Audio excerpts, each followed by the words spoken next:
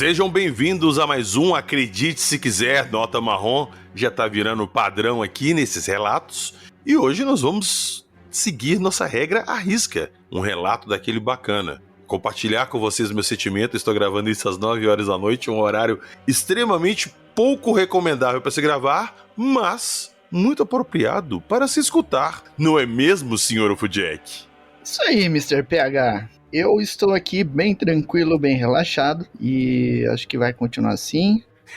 Esperamos, né? Se não for falar de Flatwoods, tá tudo de boas. Eita, eu ainda preciso arrumar pauta pra falar mais desse caso, só pra você ficar igual eu todo dia. Mas vamos lá, hoje nós temos mais um ouvinte nosso ouvinte Vinícius, que veio hoje trazer aqui uns casos de família bem, como é que eu posso dizer, assustadores? Seria isso, Vinícius? Seja bem-vindo. Valeu, isso mesmo, bem assustadores. Eu acho que dá pra ficar com um pouco de medo, sim. Um pouco de medo, então tá. Então daqui a pouquinho, logo depois da vinheta, nós vamos saber que histórias são essas.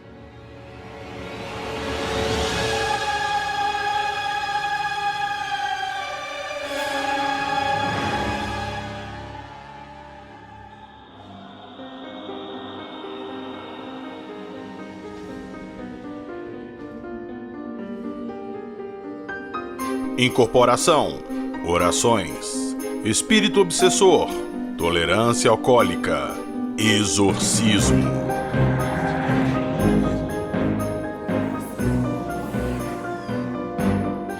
Acredite se quiser.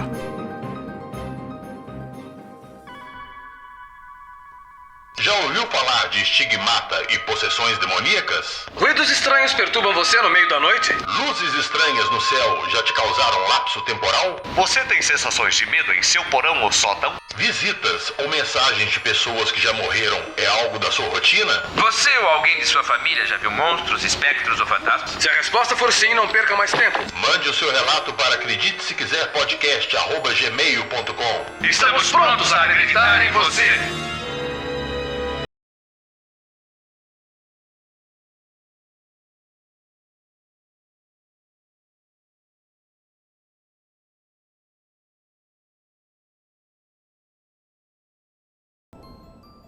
Ô Vinícius, vamos lá, eu vou deixar você à vontade para você contar aí na ordem que você quiser. Então, por favor, comece, tire nosso sono. Vamos lá. É assim, quando eu tinha mais ou menos uns 10 anos de idade, na minha casa morava eu, minha mãe, meu pai, a mãe do meu pai, que é minha avó, e era uma casa com um quintal bem grande. Antigamente a gente morava num barracão que tinha no fundo. Aí meu pai e minha mãe construíram um prédio com um ponto comercial mais pra frente, assim a gente se mudou pra lá. Aí tinha um irmão meu que ele tinha se casado, só que ele não tinha onde morar. Aí meus pais estavam reformando o barracão pra morar ele e a mulher dele, meu irmão e a mulher dele, né?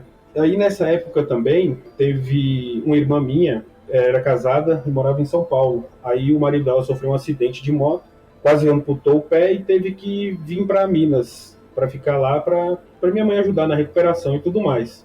Nisso, morava na casa da frente. Eu, meu pai, minha mãe, minha avó, essa irmã minha, meu cunhado, o meu irmão e a mulher dele, e a minha cunhada. Aí a cozinha era na parte de baixo, e a porta da cozinha dava para todo o quintal, e no fundo tinha o barracão. Aí teve um dia que a gente estava jantando, aí estava todo mundo ali na cozinha, né? Aí esse irmão meu, ele não estava em casa. Ele tinha um problema com alcoolismo, e ele ficava... À noite ele saía do serviço, ficava bebendo e chegava em casa geralmente bêbado. Mas ele chegava e ia dormir. Nunca tinha dado trabalho assim, né? Falava umas abobrinhas, nada de confusão, mas ia dormir. Aí nesse dia, o portão bateu muito forte. Era um portão grande, sabe aqueles portões grandes que você abre empurrando, mas dentro desse portão grande tem um portãozinho pequeno? Era assim. Aí o portão bateu bem forte. Aí ele passou muito rápido pela porta da cozinha no escuro. Aí todo mundo achou meio estranho. Aí o meu pai, ele se levantou da mesa e foi lá. Meu irmão foi a caminho do barracão no fundo, né? Nessa época o barracão ele estava com o chão todo destruído, porque estava reformando, e só tinha um sofá velho. Assim que meu pai saiu, foi atrás, começou uma gritaria, Aí minha mãe foi atrás, minha avó foi atrás, minha irmã, todo mundo foi. Aí só ficou eu lá na cozinha. Aí eu fiquei ouvindo muitos gritos e tal. Aí eu peguei e fui atrás também, né? Eu não queria ficar sozinho. Aí quando eu cheguei lá, meu irmão tava em pé discutindo com meu pai, brigando. Eu não entendi muito bem o que estava acontecendo. Aí, no meio da confusão, meu pai falou assim, não, tudo bem, você não vai dormir lá em casa, você vai dormir aí no sofá. O sofá estava pro lado de fora, na área do barracão. Aí meu irmão foi, assentiu com a cabeça lá e por isso ficou. Aí todo mundo entrou pra cozinha, ficou aquele clima. Aí, daqui a pouco, minha mãe começou a ouvir gritar. Aí, não, daqui a pouco não, um tempo depois, eu acho que lá por uma hora depois, a gente já tinha jantado, todo mundo já tinha tomado banho, todo mundo nos quartos. Aí começou uma gritaria no barracão, uma voz, um grunhido, uma coisa assim. Aí meu pai desceu lá de novo, aí foi meu pai e a mulher do meu irmão, né, que tava dormindo na casa com a gente. Meu irmão tinha ficado sozinho. Aí meu pai começou a gritar, chamando minha mãe e tal. Aí desceu e daqui a pouco desceu todo mundo e ficou só eu e minha avó na parte de cima, né, no prédio da casa nova. Aí minha avó, não vai lá, não vai lá, não vai lá. Aí eu acabei que desensinei dela lá e fui. Aí quando eu chego no barracão, cara, tá meu irmão deitado no chão, conversando com uma voz que eu nunca vi na vida. Meu cunhado, que estava se recuperando da lesão no pé que eu falei, segurando uma das pernas, minha irmã segurando a outra perna, a mulher dele segurando um braço, meu pai segurando o outro, e minha mãe conversando com ele, fazendo as orações, meu irmão com a voz muito estranha, a pele dele estava muito vermelha, uma coisa bem estranha assim, sabe? Ele com a voz estranha, falando, não, eu vou matar vocês, isso e aquilo. Aí minha mãe estava frequentando uma igreja na época, sabe essas igrejas que você vai, que geralmente o pessoal faz um exorcismo na igreja, sabe? Aí minha mãe tava frequentando essas igrejas, assim, ela começou a orar lá, fazer as orações. Aí eu olhando assim, eu bem assustado, olhando pro meu irmão, achando estranho, a voz dele tava estranha, a força dele, ele tava muito forte, eram muitas pessoas para segurar. Meu irmão não era forte, meu irmão era magro. Aí daqui a pouco, minha mãe orando, aí ele foi e virou o olho, cara, como se tivesse tendo uma convulsão, e o olho dele ficou todo branco. Aí ele começou a falar umas coisas que eu não entendia, ninguém entendia, e minha mãe fazendo oração, e meu pai chamando o nome dele, pedindo pra ele voltar. Peraí, calma, isso aí você tava lá, você viu? Eu tinha uns 10 anos, eu tava tipo na porta, assim, abraçado na porta, com medo, entendeu? Eu achei que ele tava só bêbado, entendeu? Ele bebia? Ele tinha o costume de beber? Ele tinha um problema com álcool, ele sempre teve um problema com álcool. Mas vocês já devem ter visto ele bêbado outras vezes. Teve alguma situação que ele ficou parecido com essa? Não, pô, ele só era chato. Sabe aqueles bêbados chato que fica com brincadeira sem graça, te agarrando, enchendo o saco, mas essas coisas... Isso daí foi a primeira vez que aconteceu. Tá, só queria saber se você tava lá vendo isso aí. Desculpa te interromper, pouco eu Tava. Aí ele virou o olho assim, cara, tipo coisa de... Sabe, nessa época não tinha internet. Nessa época não tinha filme pra você assistir filme, você tinha que ficar de madrugada e minha mãe não deixava eu ficar fazendo essas coisas, entendeu? Mas aquilo dali tava parecendo um filme de terror, cara. Aí o olho dele ficou todo branco, aí ele começou a falar umas coisas que ninguém entendia, e minha mãe orando, rezando, sei lá, orando. Aí minha mãe começou a chorar. Aí ele, tipo assim, ele sossegou um pouco, né? Parou um pouco, assim, de se debater. Aí o olho dele voltou ao normal. Essa parte eu sempre me arrepio e minha voz fica meio parecendo que eu quero chorar, sabe? Aí o olho dele voltou ao normal, assim. Aí ele, não, mãe, sou eu que tô aqui. Falou o nome dele, né? Que eu não vou falar aqui, mas falou o nome dele. Aí meu pai falou assim, não, então vamos soltar ele. Aí minha mãe, não solta, ele tá mentindo, não é ele. Aí o olho dele foi e virou de novo, cara. Ele começou a dar uma risada estranha, entendeu? Aí ficou nessa, aí minha mãe continuou orando, aí o pessoal que segurou ele, aí minha mãe foi e saiu. Nessa época não tinha celular, tinha telefone fixo. Aí minha mãe ligou pro pessoal da igreja, aí o pessoal da igreja que ela frequentava ficou com medo de ir lá em casa. Tipo o pastor da igreja, entendeu? Ficou com medo, não foi lá em casa. Só que minha mãe, ela sempre mexeu com comércio na cidade, então ela conhecia muitas pessoas de outras igrejas. Aí foi um pessoal da Congregação Cristã no Brasil. Aí eles foram lá, eles falaram assim, que ia fazer uma oração lá na casa deles e depois ia voltar, depois ia lá em casa. E assim foi. Aí meu irmão ficou mais agressivo e se debatia bastante. Nesse tempo todo que vocês foram lá, chamaram e tal, isso demorou quanto tempo? Foi quanto tempo? E ele ficou sempre nesse estado? Sim, sempre deitado com todo mundo segurando ele, entendeu? E ele falando umas coisas, ele variava entre palavrão, entre praguejando, entre coisas que a gente não entendia. Aí o olho dele sempre branco. Tá, e quanto tempo durou isso aí? Pô, pra te falar exatamente assim, eu não sei, mas eu acho que foi mais de 1 hora, cara. Foi de uns 40 minutos a 1 hora, entendeu? Caramba. Aí minha mãe foi, ligou para esses pessoal dessa outra igreja também, eles falaram que ia orar e ia vir. Aí ele ficou bem agressivo nesse meio tempo, aí depois ele foi acalmando, aí ele foi se acalmando, aí chegou o pessoal da igreja, aí fizeram oração, aí parece que acalmou aquilo tudo, aí ele se levantou, aí ele falou, não, eu vou tomar um banho, mas tipo assim, ele conversando, falando ali, pra mim não era ele, parecia que tipo, tinha alguma coisa que tava querendo enganar, entendeu? Mas, enfim, aí ele foi, nesse barracão o banheiro estava funcionando, ele foi, entrou, tomou um banho e ficou tranquilo. Aí, beleza, ele dormiu, acabou dormindo no sofá lá fora mesmo, o pessoal da igreja ficou lá até um tempo, até mais um tempo, aí foi embora e todo mundo subiu lá para casa no prédio e foi dormir e beleza, passou a noite. No outro dia de manhã, quando eu acordei, eu fui para a escola, aí quando eu voltei, ele já estava deitado em um dos quartos lá no prédio, na outra casa, não no barracão mais. E eu ouvi minha mãe falando que ele não conseguia levantar, que ele estava com dor no corpo todo e que ele não lembrava de nada que tinha acontecido. Aí eu lembro que meu pai ficou bem nervoso, porque meu pai achava que ele estava, sabe, bêbado, e meu pai ficou nervoso. Aí isso foi a primeira vez que aconteceu. Você quer que eu conte a outra? Sim, porque quando você terminar isso aí, eu quero chamar o Jackson, que eu tenho muitas perguntas pra fazer pra ele. Tá, aí beleza. Passaram alguns meses, creio eu, porque essa irmã minha de São Paulo já não morava lá mais. Na casa, e meu irmão também, ele não morava mais no barracão. Ele tinha alugado uma casa junto com a mulher dele. Mas o barracão, ele continuou lá com o sofá pro lado de fora. E nessa época, o meu pai, ele trabalhava com venda de cachaça. Aqui na região é muito forte. E meu pai tinha uma dorna de 200 litros de madeira. É uma dorna grande, só de madeira, bem uma coisa artesanal, sabe? Da qual ele ficava cheio lá, porque ele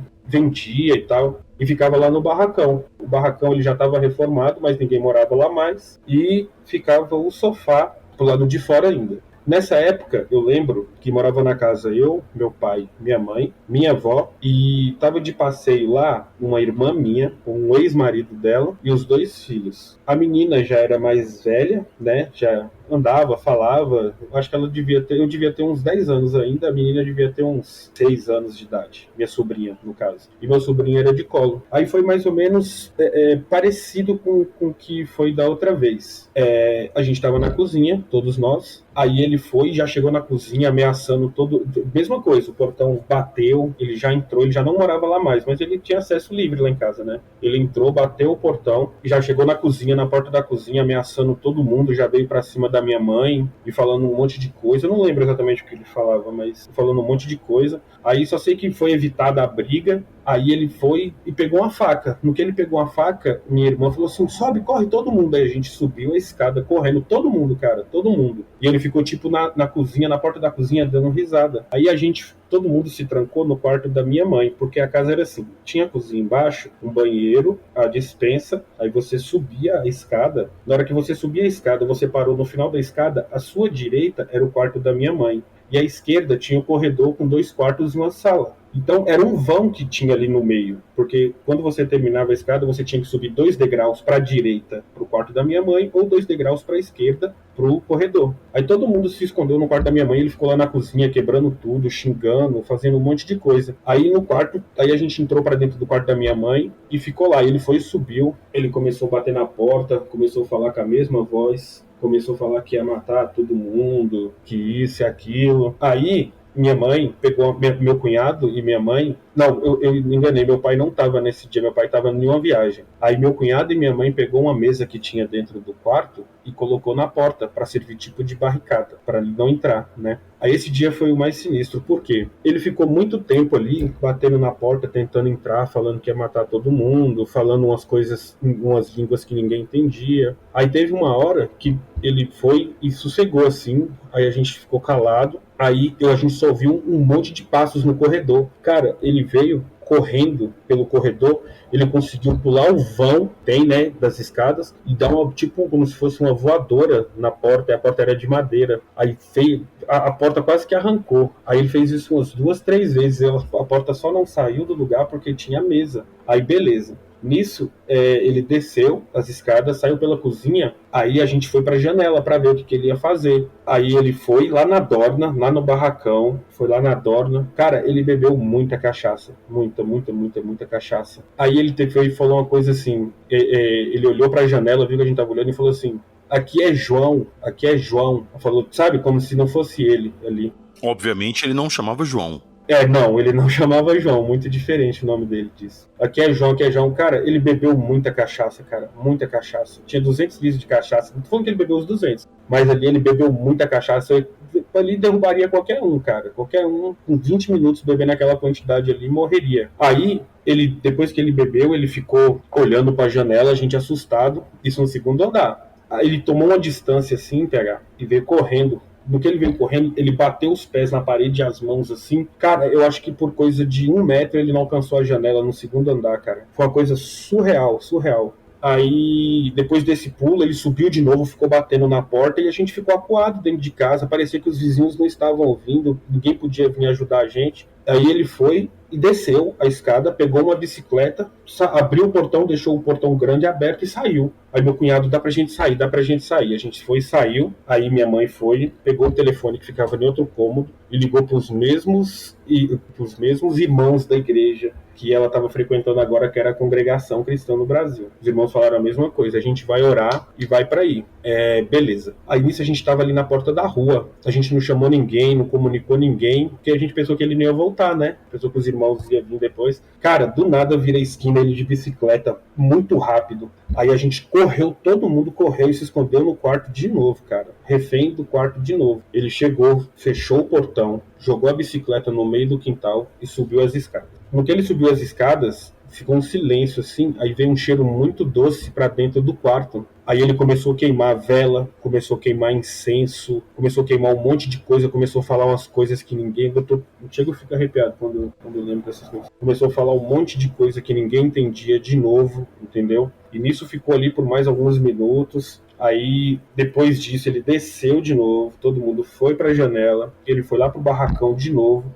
Aí ele começou, do nada, ele começou a se contorcer e foi se contorcendo, até que ele caiu no chão e ficou quieto. Cara, no que ele caiu e ficou quieto, bateram no portão. Aí só o meu cunhado saiu do quarto, porque meu cunhado ele conseguiria correr dele, qualquer coisa, né? Foi lá e abriu, aí foi o pessoal da igreja que chegou. Nisso que o pessoal da igreja chegou uma viatura da polícia também. Aí eles foram até o barracão, aí todo mundo saiu do quarto, quando minha mãe viu que a polícia chegou, todo mundo saiu do quarto e tal. Aí os irmãos começaram a orar e os policiais só olhando, os irmãos começando a orar lá com minha mãe e tal. Aí ele foi e se levantou. Aí ele se levantou e falou, não aconteceu nada não, esse povo tá doido. Falou, esse povo somos nós, a família dele tá doido, isso e aquilo e tal. Só sei que essa conversa se desenrolou pela madrugada toda. No finalzinho da madrugada, assim, ele foi, mesma coisa, entrou pra dentro do banheiro lá, demorou quase 1 hora, eu lembro disso, demorou quase 1 hora dentro do banheiro tomando banho. Ele saiu, a pele dele tava muito vermelha de novo. Aí ele foi, deitou no sofá e dormiu. E no outro dia foi a mesma coisa, PH. Ele não lembrava de nada, o corpo doendo, ele não conseguia se mexer. E foi isso, cara. Aí teve só mais uma vez, só que essa vez foi mais tranquilo. A gente estava nessa mesma casa, dessa vez só tava eu, meu pai, minha mãe e minha avó. Aí chegou ele e a mulher dele. Aí a gente, conversando e tal, a gente subiu pra assistir televisão. Ele foi e falou assim, mãe, eu vou deitar no quarto do Vinícius, que eu tô com sono, ele trabalhou o dia todo. E deitou. Aí a gente começou a ouvir uns grunhidos, cara, uns grunhidos. Aí quando minha mãe chegou no quarto, ele tava na cama se estribuchando, sabe? Se contorcendo. Aí minha mãe fez oração de novo. Dessa vez ele não deu trabalho, mas como se ali sim foi como se minha mãe estivesse exorcizando alguma coisa que estivesse ali, entendeu? Repreendendo algo. Aí foi isso, cara, às vezes que aconteceu isso lá em casa. Você está ouvindo? Acredite, se quiser.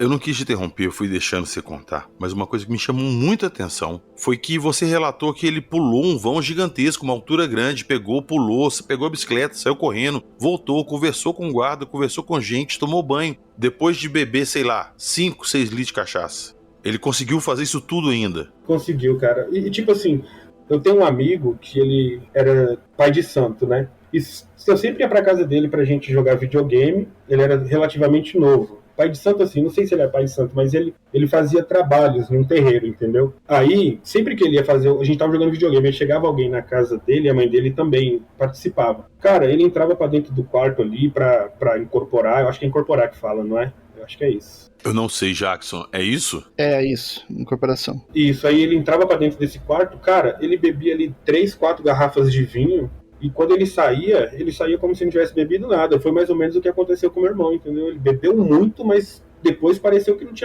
tinha bebido nada, entendeu? Cara, olha só, eu conheço pessoas que bebem muito. Putz, o que eu mais conheci foi gente que bebe muito. E eu aprendi que existe uma coisa que chama tolerância. Quando você bebe a primeira vez e seu corpo não é acostumado, uma dose de cachaça vai te deixar mal e provavelmente te derrubar. Mas se você começa a tomar, seu corpo começa a criar tolerância àquelas substâncias. Isso funciona pra droga, pra qualquer outra coisa. É por isso que todo mundo fala que droga só é bom no início, depois o cara usa por causa do vício. Porque é exatamente isso. O seu corpo acostuma com aquela substância, você cria uma tolerância e você precisa sempre de doses cada vez mais altas pra poder ficar naquele mesmo estado que a dose inicial te deixaria. Isso se você beber 2 litros de cachaça durante o dia. Agora, se você beber 5 litros de cachaça de uma vez... Exatamente. Isso a gente tá falando de uma pessoa com tolerância que vai bebendo ao longo do dia, saca? Se ela beber uma quantidade dessa uma vez, por mais tolerância que ela tenha, provavelmente ela vai passar mal e vai ter até um coma alcoólico. Sim. Saca? Então é meio que biologicamente impossível alguém beber isso tudo igual você falou e fazer o que ele fez. A não ser que tenha alguma coisa ali por trás. Vamos lá. É a hora que eu sumono o senhor Ufudjek. Jackson, o que você tem a dizer disso aí e qual que é a sua hipótese ou, sei lá, explicação pra isso? Nesse caso ali, ocorreu uma obsessão em nível máximo ali em cima do rapaz, né? Pra gente ter uma ideia, como que ocorre uma obsessão? Existem 4 níveis, né, que a gente divide. A primeira é uma obsessão simples, e onde ocorre tudo a nível de pensamento, onde o espírito obsessor só coloca pequenas ideias na mente da pessoa. Aí tem também a fascinação, onde já se torna algo mais intenso para cima de quem está sendo obsediado. Tem a fase 3, que é a subjugação, onde a pessoa atende todas as vontades do espírito obsessor. E tem a fase 4, onde o espírito realmente incorpora ali na pessoa e dificilmente sai. Ele vai ficar ali controlando as ações e tudo. E faz tudo isso que o Vinícius falou, né? De falar com outra voz, se apresentar de outra forma e ter uma força sobre-humana e beber e tudo. Então ele estava no nível máximo, digamos, né? E como ele bebia, ele já estava com todas as proteções desligadas, estava totalmente suscetível a ser obsediado. Só que ali, pelo que deu para perceber, essa relação entre a vítima e o obsessor já era uma relação mais antiga. Porque a obsessão, ela não ocorre aleatoriamente, né? O espírito está passando, viu uma pessoa, vou chegar nessa pessoa. Não é exatamente assim que ocorre, né? Se a pessoa ela tem uma certa proteção, o obsessor ele tem mais dificuldade para chegar.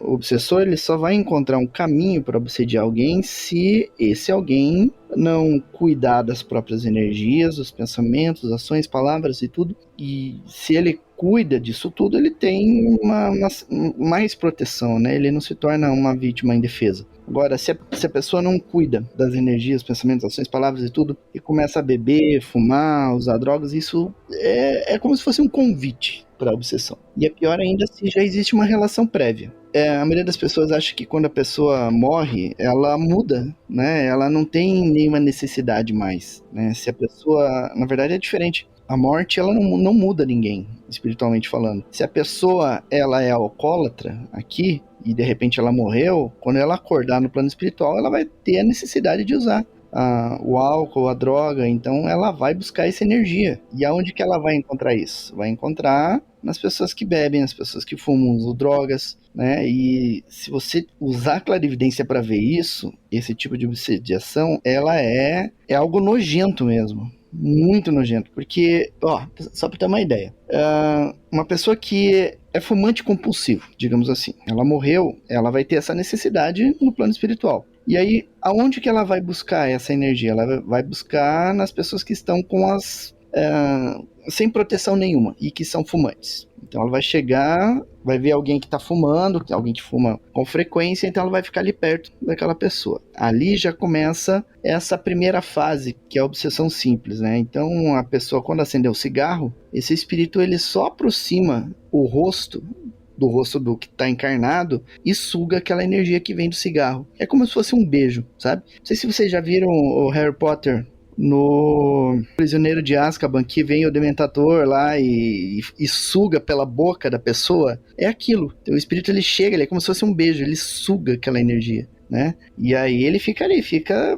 usando aquela energia da pessoa. E aí, de repente, se aquela pessoa pensa, eu vou parar o cigarro, o que o espírito faz? Ele começa a colocar ideias na cabeça da pessoa para que ele continue. E se a pessoa não afasta aquele espírito, aquele vínculo entre o obsediado e o obsessor vai se fortalecendo cada vez mais. No caso de pessoas que usam drogas, por exemplo, né, vamos dizer assim, você tem a pessoa que só usa maconha e aí de repente encostou um obsessor lá que tem necessidade de todo tipo de droga. Essa relação vai se fortalecendo, até que chega um momento em que aquele espírito começa a implantar ideias na cabeça daquela pessoa. Olha, experimenta isso, experimenta aquilo, olha lá, aquele pó, vai lá, usa o pó e tudo. E aí a pessoa vai se tornando escravo do obsessor. Cara, isso é muito maluco de se pensar, é muito maluco. Cara, é terrível. Socorro. Você falou que é uma parada antiga, já que o obsessor antigo é uma coisa antiga. Isso aí entrou no irmão dele, ele vai continuar a história, nós vamos saber onde é que isso foi acabar,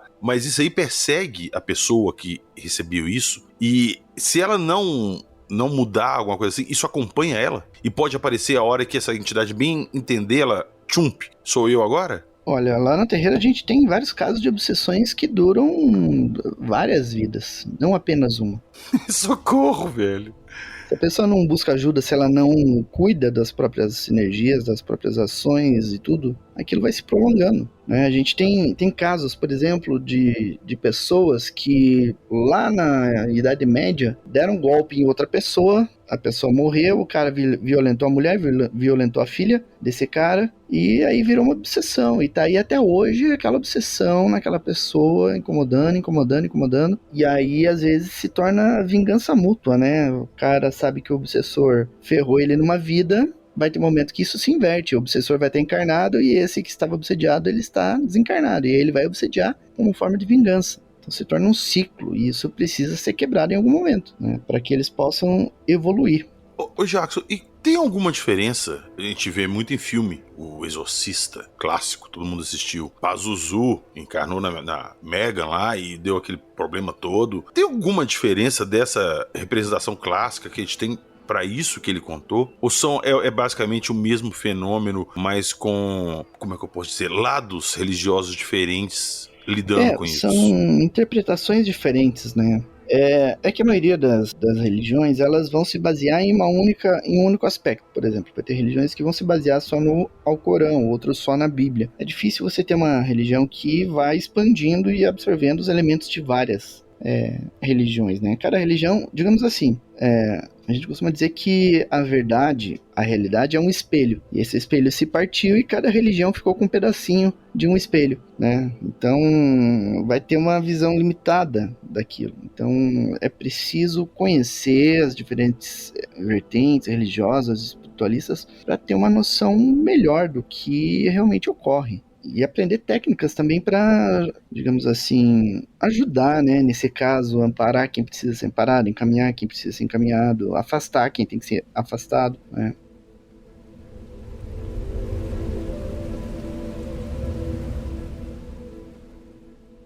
Ô Vinícius, a gente deu uma pausa na sua história aí só pra me tirar essas dúvidas com o Jackson, mas eu tô muito curioso para saber onde que essa história termina, cara, e como que ela terminou. Da última vez, né, que teve esse probleminha aí, que foi na cama, né, que minha mãe foi lá, só fez uma oração, aí esse tipo de acontecimento com essa força toda nunca mais teve, entendeu? Aí teve alguns quadros que ele bebia e falava algumas coisas que ninguém entendia e tudo mais, mas aí uma coisa que ele sempre falava é que ele ia morrer com 33 anos. Ele sempre falava isso, ele falava assim, eu não quero morrer sem dirigir uma carreta.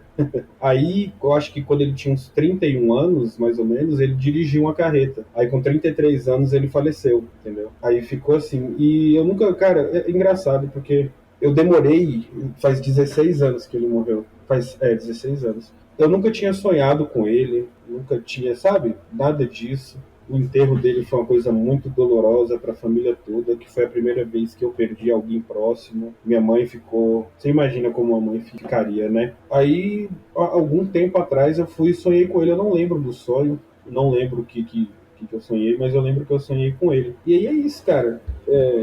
Foi uma fase da nossa vida ali que teve esses problemas com ele. Minha mãe tentava levar ele para a igreja, tentava de todas as formas, ele nunca quis ir, ele continuou alcoólatra até o fim da vida dele, entendeu? E ainda bem que nunca mais ele deu esse problema, né? De ficar possuído, de dar esse trabalho todo, ameaçar as pessoas. Ainda bem que isso parou nessa última vez aí, que foi na cama, né? Que minha mãe fez uma oração pra ele na cama. E que nem eu falei, teve algumas vezes que ele bebia, chegava em casa, ficava conversando sozinho, falava coisa com coisa, entendeu? Mas foi por aí que acabou tudo.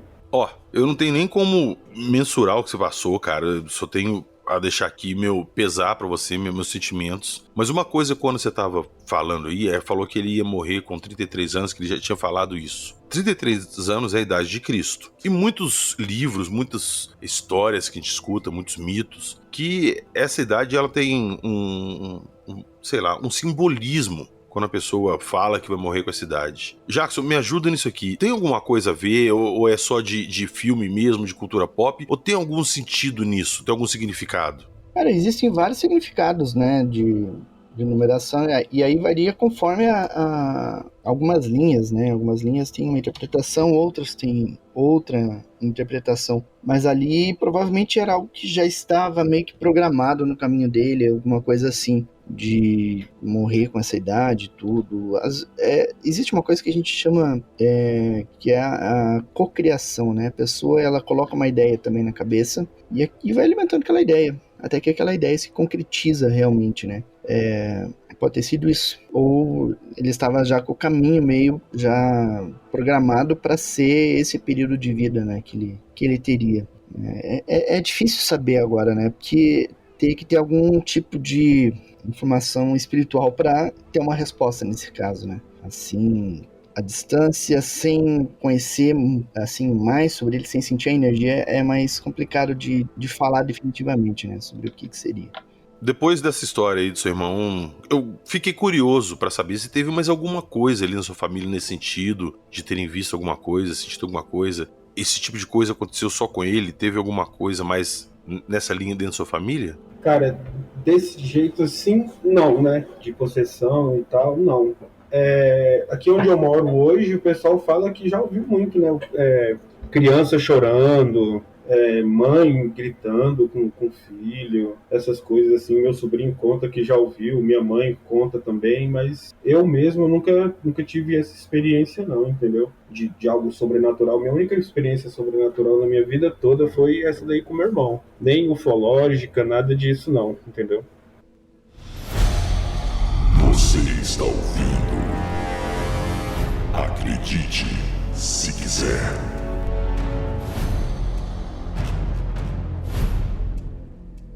Eu acho que provavelmente esse foi um dos episódios assim que eu fiquei mais assustado ouvindo o relato. Eu escutando a história que você contou com seu irmão, imagino que você deva ter passado. E cara, parabéns pela coragem de estar contando aqui hoje. É a primeira vez que eu conto pra alguém. E cara, foi uma coisa assim, simplesmente aterrorizante. Isso aí pra mim, você tá relatando, até parece um roteiro de um filme, saca? De tão estranho assim e assustador que foi. Mas te agradecer, Vinícius, a coragem e, te agradecer também que você falou que você queria contar esse caso aqui pra mim, pro Jackson. Então, muito obrigado pela confiança aí e tamo junto. Se quiser deixar alguma mensagem pros ouvintes aí, fica à vontade, cara.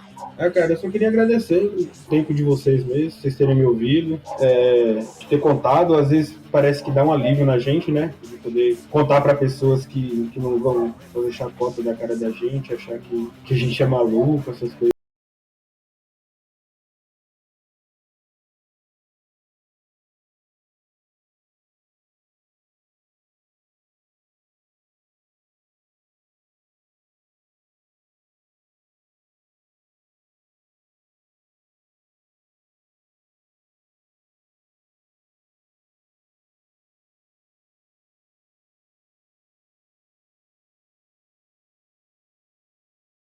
Falo que eu vou deixar as coisas que a gente conversou aqui na descrição do episódio, mas hoje eu não tenho nada relativo ao episódio, mas lá tem o link do nosso Apoia-se. Quem puder entrar lá no nosso Apoia-se, dar uma